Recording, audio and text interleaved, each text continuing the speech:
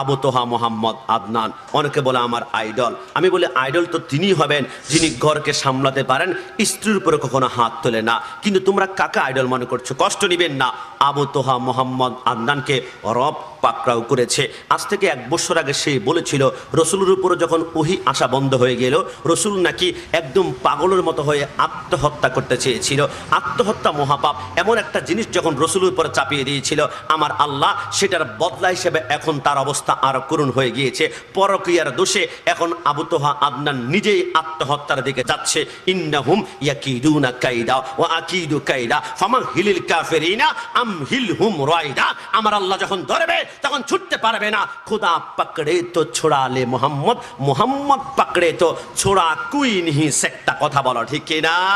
আর নবীর সাথে গোস্তাকি করে পার পাওয়া যাবে না।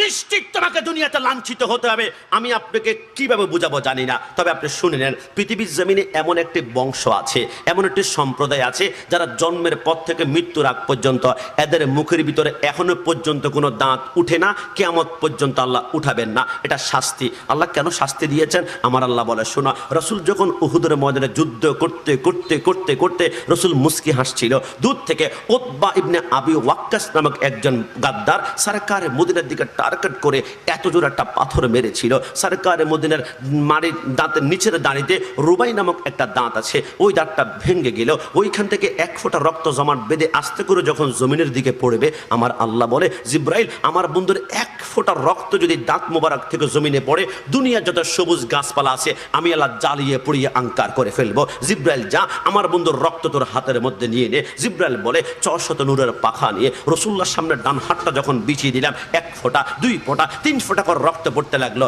আমার আল্লাহ বলে জিব্রাইল নোট করে রাখো, হাতের রসুল্লাহর যত ফোঁটা রক্ত পড়বে, 1 ফোঁটা রক্তের বিনিময়ে 70,000 গুনাহগার উম্মতকে আমি আল্লাহ ফুলসরাত পার করব। হে পৃথিবীর মানুষ, আমার নবীর দান যে শহীদ করেছিল তার নাম ছিল উতবা ইবনে আবি ওয়াক্কাস। আমি নিজ চোখে আমি মদিনায় গিয়ে দেখলাম তার সম্প্রদায়ের ভিতরে যারা মানুষ, এদের কারো দাঁত উঠে না, কারণ রসুল্লাহর দন্তন যে ভেঙ্গে দিয়েছে। আমার আল্লাহ বলে কিয়ামত পর্যন্ত ওই লোকের সম্প্রদায় থেকে যারা নাতি হবে, যারা ছেলে হবে, যারা নাতনি হবে, যারা সম্প্রদায় আসবে, সন্তান হবে, কিয়ামত পর্যন্ত কারো দাঁত আমি আল্লাহ রাখবো না। সবাই দাঁতকে আমি আল্লাহ আসমানে উঠিয়ে নিলাম। একটু জবান খুলে বলো সুবহানাল্লাহ।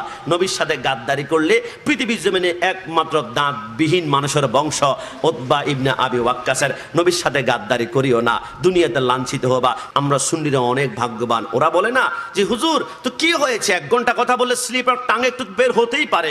নবী সাংবাদিক, নবী কাউবয়, নবী নিরক্ষর, নবীকে আমার 6 প্যাক বলে। আর তোমাদের মুখ দিয়ে শুধু কাল ভুল